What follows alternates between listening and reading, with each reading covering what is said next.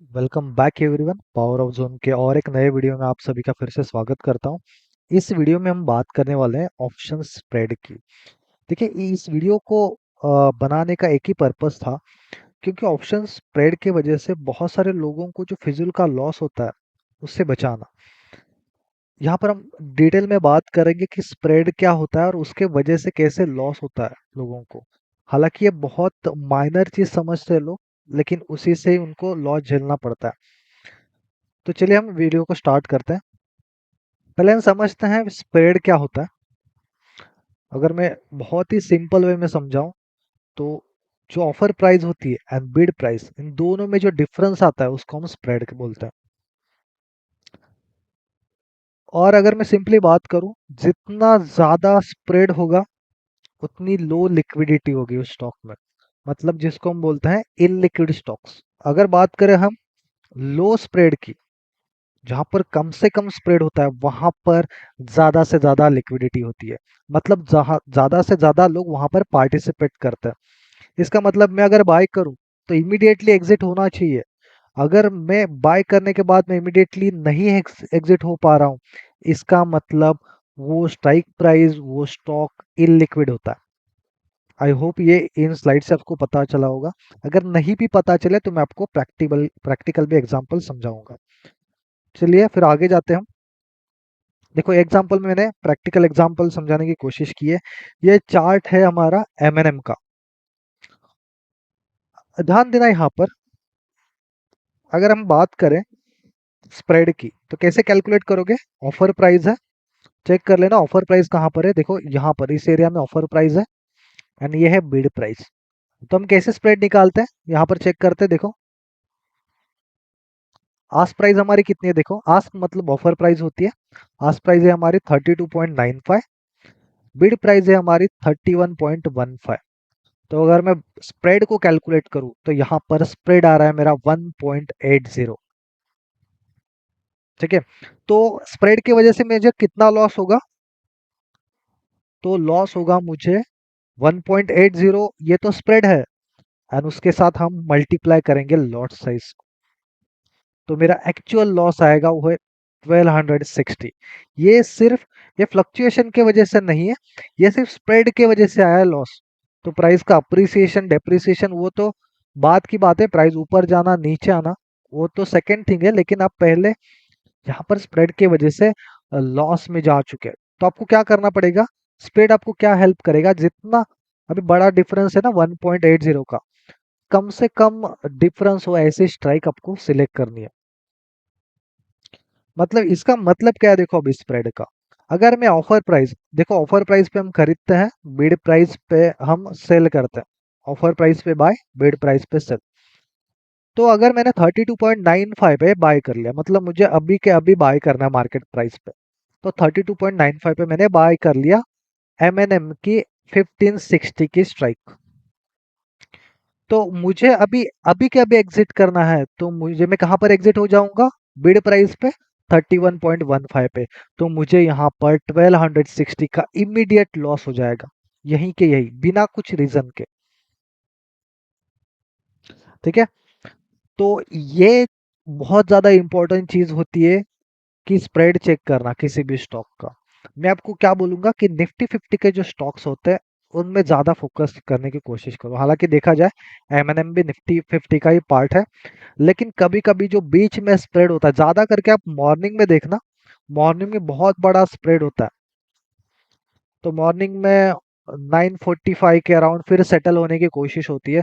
तो इसीलिए stock options में आप ट्रेड करते हो पर्टिकुलरली, तो आप इन चीजों पे ध्यान देना बहुत ज्यादा जरूरी है। इंडेक्स ऑप्शन में आपको ज्यादा प्रॉब्लम नहीं आती है, सिर्फ स्टॉक ऑप्शन में प्रॉब्लम आती है। चलिए फिर हम क्या करते हैं, कुछ स्टॉक्स के एग्जांपल लेते हैं और वहां पर स्प्रेड आइडेंटिफाई करने की कोशिश करते हैं।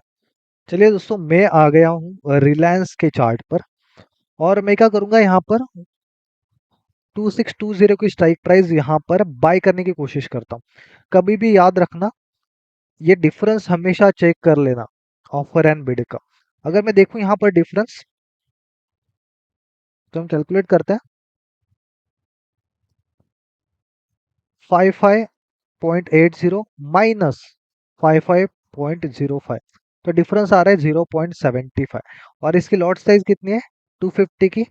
तो इन टू 250 187, ठीक है, इतना लॉस बेरेबल है। देखो स्प्रेड है ना 1 रुपीज के अराउंड, 1 रुपीज के अंदर हो ना तो बेरेबल है, ठीक ठाक है। तो 1 रुपीज से ज्यादा हो ना तो बहुत मुश्किल होता है। अगर देखो अभी ऐसा नहीं है कि पीएनबी जैसे स्टॉक में 1 रुपीज का स्प्रेड हो, क्योंकि उसकी प्राइस ही छोटी है। तो वहां पर आपको 10 पैसा स्प्रेड भी महंगा पड़ सकता है। जैसे मैं आपको दिखाता हूँ, पहले मैं रिलायंस को यहाँ पर एक्सप्लेन करता हूँ। देखो 250 का स्प्रेड है, तो ये स्ट्राइक आप ले सकते हो। मैं क्या करता हूँ देखो, अभी ये दोनों में डिफरेंस है, इन दोनों के बीच में मैं लिमिट ऑर्डर डालता हूँ।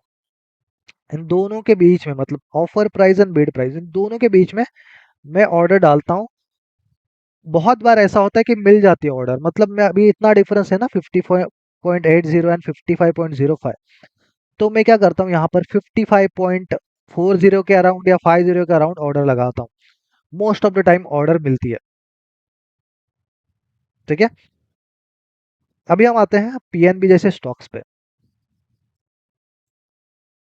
जिसकी प्राइस बहुत छोटी है। देखो 60.40, यहाँ पर डिफरेंस देखो, यहाँ पर आपको 10 पैसे का डिफरेंस दिख रहा है। कैलकुलेट कर लेना 10 पैसे का।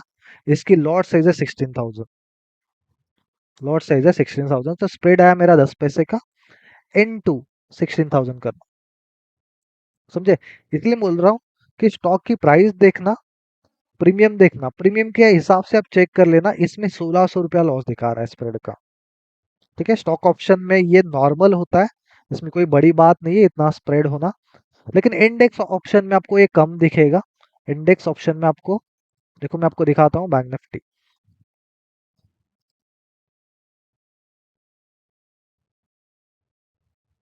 बैंक निफ्टी पे मैं आता हूँ, देखो देखो यहाँ पर देखो 2-3 रुपए का डिफरेंस भी चल जाएगा बैंक निफ्टी में, क्योंकि इसकी लॉट साइज ही कितनी है। बैंक निफ्टी की लॉट साइज कितनी है आप चेक कर लेना। लॉट साइज है हमारी 25 की, कितने 25 की लॉट साइज है। तो इसमें ज़्यादा फर्क नहीं पड़ेगा, तो आपको 100 रुपीज़ के अराउंड ही वो स्प्रेड दिखेगा, ज़्यादा नहीं दिखेगा। तो आपको यहाँ पर भी देखो 2 रुपए का है, 3 रुपए का, यहाँ पर चल जाएगा, यहाँ पर कुछ प्रॉब्लम नहीं, क्योंकि इसकी लॉट साइज ही छोटी है। तो आपको ये आइडेंटिफाई करना पड़ेगा कि स्प्रेड की वजह से मुझे कितना लॉस हो रहा है। अगर ज़्यादा लॉस आपको लग रहा है तो आप कोई दूसरी स्ट्राइक प्राइस सिलेक्ट करो, ठीक है। अभी हम क्या करते हैं, इस पूरे सेशन की समरी कर लेते हैं कि आपको कौन से चीज़ों पे ज़्यादा ध्यान देना।